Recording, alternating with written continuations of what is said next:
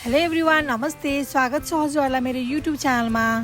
आज चाहिँ म हजुरहरूमाझ घरमा नै सजिलोसँग मिठो आलु चप कसरी बनाइन्छ भनेर देखाउन जाँदैछु। हुन त हामी सबैजनालाई आलु चप बनाएर खान त पक्कै पनि आइहाल्छ, तर पनि आज चाहिँ मैले आलु चपलाई एकदमै मिठो र क्रिस्पी बनाउने 2-3 वटा नयाँ इन्ग्रेडियन्ट्सहरू राखेर बनाउँदैछु। त्यसैले भिडियो अन्तिमसम्म हेरिदिनु होला।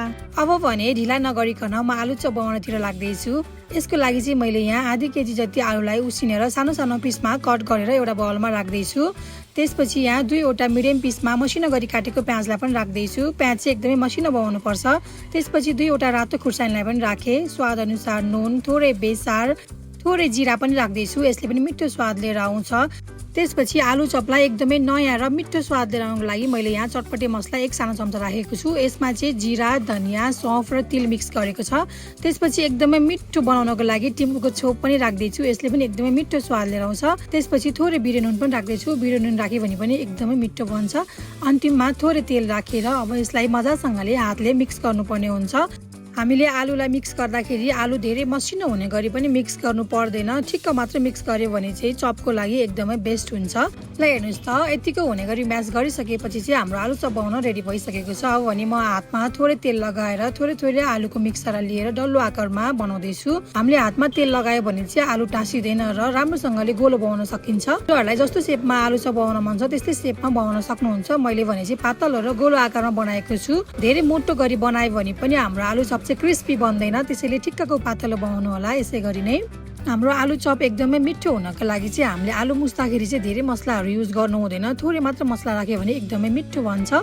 अब भने मैले सबै आलुहरूलाई गोलो आकारमा सेप दिएर रेडी गरिसकेको छु। अब भने यसलाई डिप गर्नको लागि ब्याटर रेडी गर्नुपर्छ। यसको लागि मैले यहाँ 5 चम्चा बेसन युज गरेको छु। हजुरहरूले मैदा पनि युज गर्न सक्नुहुन्छ, तर मैदाले भन्दा चाहिँ बेसनले अलिक क्रिस्पी बन्छ। त्यसपछि मैले यहाँ आलु चपको बाहिरको खोललाई एकदमै क्रिस्पी बनाउनको लागि चाहिँ मैले 2 चम्चा चामललाई भिजाएर राखेको छु। अब यसलाई मसिनो हुने गरी ग्राइन्ड गर्नुपर्छ। यतिको मसिनो हुने गरी ग्राइन्ड गरेर म यही बाउलमा खनाउँदैछु। त्यसै गरी स्वाद अनुसार नुन पनि राख्दैछु। थोरै जिरा धनियाको धुलो पनि राख्दैछु। थोरै बेसार।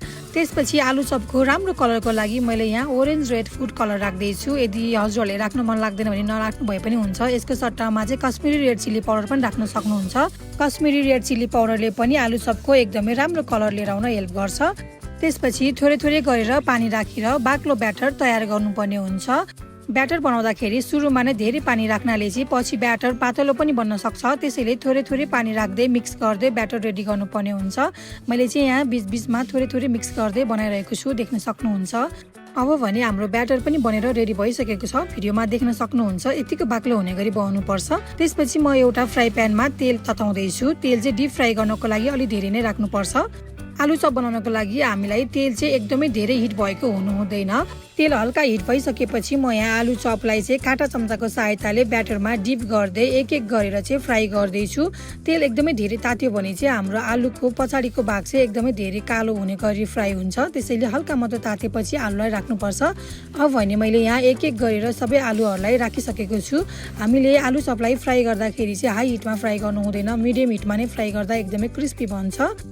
हजुरहरूले भिडियोमा देख्न सक्नुहुन्छ। मैले चाहिँ सुरुमा हाई हिट युज गरेकोले चाहिँ यसको पछाडिको भाग चाहिँ डढिसकेको छ। त्यसैले हजुरहरूले चाहिँ मिडियम हिटमा नै फ्राई गर्नु होला। हामीले यसलाई चाहिँ एकछिनमा उल्टाइ पुल्टाइ गर्दै चलाउँदै फ्राई गर्नुपर्ने हुन्छ। धेरै बेरसम्मले एकैपट्टि राखिराख्दाखेरि चाहिँ एकपट्टि डढिहाल्न सक्छ। भिडियोमा देख्नुभयो हजुरहरूले। मैले यसलाई मिडियम हिटमा टोटल 5 मिनट जति फ्राई गरेँ। त्यसपछि चाहिँ हाम्रो आलु चप चाहिँ एकदमै पाकेर रेडी भइसकेको छ। हाम्रो आलु चप चाहिँ एकदमै फुल्लेर कस्तो राम्रो देखेको छ, देख्न सक्नुहुन्छ हजुरहरूले। अब भने चाहिँ म यसलाई निकाल्दैछु। टिस्यु पेपर माथि राख्दैछु। टिस्यु पेपर राख्नाले चाहिँ यसमा भएको तेलहरू चाहिँ सोच्न सक्छ। अब भने मैले सबै आलु चपहरूलाई फ्राई गरेर रेडी गरिसकेको छु। हामीले आलु चप खाँदाखेरि चाहिँ तातो तातोमै खानुपर्छ। तातो तातो खायो भने चाहिँ आलु चप एकदमै क्रिस्पी र मिठो हुन्छ। हजुरहरूले भिडियोमा पनि देख्न सक्नुहुन्छ। हाम्रो आलु चप चाहिँ देख्दा नै कस्तो खाउँ लाग्दो र एकदमै मिठो देखेको छ। अब मैले यसलाई खाइहेरेको, यो चाहिँ एकदमै मिठो बनेको थियो, एकदमै क्रिस्पी, एकदमै टेस्टी। अब हजुरहरूले पनि यसै गरी आफ्नो घरमा नै सजिलैसँगले मिठो आलु चप बनाएर खान सक्नुहुन्छ। यो आलु चप चाहिँ मेरो फ्यामिली मेम्बरहरूले चाहिँ एकदमै मन पराउनु भयो र मेरो सानो बाबुले पनि एकदमै मिठो मानेर खाएको थियो।